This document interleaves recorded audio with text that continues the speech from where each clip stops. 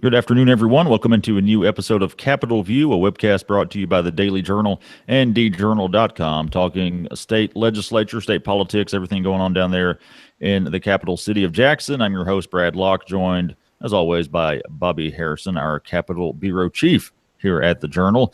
And glad to be back with you after both of us were off last Monday. We were both on vacation, I guess, Bobby. At least I was. I was in our nation's seat of government. Got to go to Washington, D.C. with my son and his sixth grade class. So, first time up there, got to see the Capitol building. They're not in session. They weren't last week, but I did get to go at least sit in an empty House chamber, which was still cool in and of itself. And got to go see the Supreme Court, sit in there, and just a bunch of the memorials and everything. So, that was a good time. Certainly educational as well. Had a good tour guide there. And as for Jackson, well, not in session there either. Obviously, they've been out of session a few weeks. In fact, Bobby, looks like all is quiet and kind of dark down there. Yeah, it's real dark right now, Brad. It's Confederate Memorial Day. And so the Capitol, I tweeted earlier today that the Capitol was quiet. No one was in here except for the security officers, me, and the ghost of Theodore Bilbo and Vardaman, two noted segregationists from the politicians from the states past. But I was quiet here today, and I was out last week getting prepared for my daughter's wedding, which was this weekend, and but apparently nothing changed much down here while we were out. The governor did sign the final budget bill, so we have a budget. He vetoed a few bills, but we're about caught up and waiting to see when the unavoidable special session is going to be, which is where we were 2 weeks ago. Yeah, not a whole lot has changed since then, Bobby. So this one will be kind of a shorter episode because there's not a whole lot going on. Certainly, again, not today with the holiday. Mississippi, one of the few states, I guess, that still recognizes, still has that holiday. I know Alabama does. I think Georgia recently did away with it, or they call it something else, Bobby. But that's just call it a state holiday. Yeah, there you go. So just a state holiday there in Georgia. But yeah, let's talk a little bit about that special session. We talked a little bit last time, kind of looking ahead about what it's going to entail. And of course, we know they're trying to get a few more budgets passed for the Attorney General's office, for the Department of Transportation, and for the State Aid Road program, Bobby, and maybe a lottery. But ultimately, Governor Phil Bryant is the one who will set that agenda, right? That's right. And we know, they ended the 2017 regular session without passing those three budgets that you mentioned. So we know they got to come back before July 1st to pass those budgets. And it's just a question of when and a question of whether there'll be other issues on the agenda. You mentioned lottery. That would be a big one. The governor has not ruled that out, though I find it hard to believe he'd try to do that in a special session at this point in time, but we'll find out. And then, the other thing would be rewrite of the education funding formula, which has been talked about for a while, that this House Speaker and Lieutenant Governor want to accomplish and couldn't accomplish during a regular session. So there's a possibility that could be on the agenda. But if those two things, the lottery and the education funding formula, are on the agenda, it could be a lengthy special session. If it's just the three budget bills, it could be just one day. So we'll just have to see how that works out. If people who don't know, what are kind of the parameters of a special session as far as how long it can go and anything else, I guess the agenda can be just about whatever. The agenda can be whatever the governor chooses it to be. Of course, within that agenda, the legislature has the authority to pass legislation related to the agenda. In other words, just because he puts the lottery in the agenda doesn't mean the legislature has to pass it, or right. He could put the education funding formula in the agenda on the call, as it is known, in the call for the special session.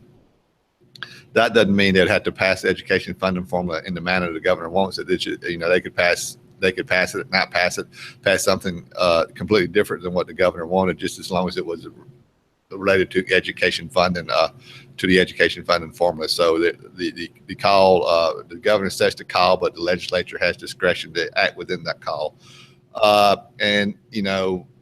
I've covered special sessions that's lasted an afternoon. I've covered special sessions that lasted 83 days. Wow.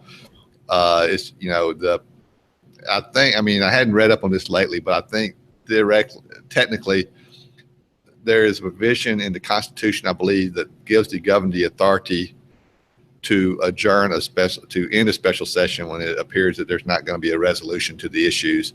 And, right. he has discretion, I believe, to do that, but he's not required to do that. So I think that's how that works. But to be perfectly honest, I hadn't read up on that in a while.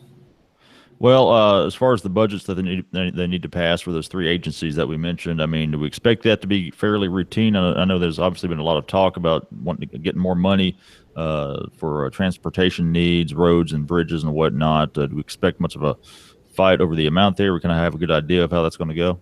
Well, I mean, part of the issue is that we've had some really bad months over really bad couple of years or so in terms of revenue collections. Now this past month was a good month, and if we have another good month for revenue collections in the April month, then I guess there may be an effort to put more money in transportation just out of existing revenue. But I mean, I really don't see that happening, and I really don't. What is needed to actually provide more money for transportation is some type of tax increase or some type of new program, and there just isn't a consensus to do that. Part of the reason we're having this special session was to give legislators time to try to reach a consensus, but I don't see that much has been accomplished in that in the interim between the end of the session, which was I guess in the late March, early April. I think it was late March. Yeah. And so, I mean, I think there's a slight possibility, but I'd be surprised to do anything other than just come in and pass the regular funding for transportation, the state aid road program, and the Attorney General's office. Well, of course, they have to get this done before the new fiscal year begins, which is July 1st. So, Bobby, they've still got, I guess, a couple of months window to work with. Is there an ideal time typically for getting this done? You would think maybe the sooner the better, but maybe they want to see if they get some more revenue data, or like you said, maybe come to a consensus on. I think they're going to wait at least until. I mean, my guess is not before mid-May would they try to do anything. But one thing, Brad, and then I wrote this story before I took off last week that I almost forgot about. It could be a key. The Department of Transportation is saying they need a budget before May 15th, right? Or else they're going to have to notify contractors that they may not have a budget. Because even though we expect them to have a budget, technically they don't have a budget before May 15th, so they got to notify contractors, and so contractors who are working on state roads and bridges may shut down operations, and that could cost the state. The Department of Transportation says millions of dollars to restart those programs after they're shut down. So that's a reason to do it before May 15th. The governor seems to reject that argument from the Department of Transportation and say because I think his argument is you're going to have a budget even though you don't have one right now, so you don't need to do that. But we'll just see if that prompts the governor to act before May 15th. All right. Well, we'll see. Bobby will keep keep an eye on that and see what develops, and anything else coming out of the Capitol this week. You can count on Bobby on being on top of it. You can find his work in the Daily Journal or djournal.com. Bobby's on Twitter at BobbyHarrison9. And that does it for this abbreviated edition of Capitol View. We'll be back, I suppose, next Monday. Maybe we'll have more to talk about, Bobby, but we'll see about it. But until then, we can talk about my daughter's wedding. Did you go to the White House? Yeah, we actually got to go to the outside of the White House, and I believe it's the south side. And it turns out that was the last day that pedestrians were allowed on that sidewalk. Apparently that was last Wednesday, and that night they shut it down, apparently for good. You can't get on that sidewalk.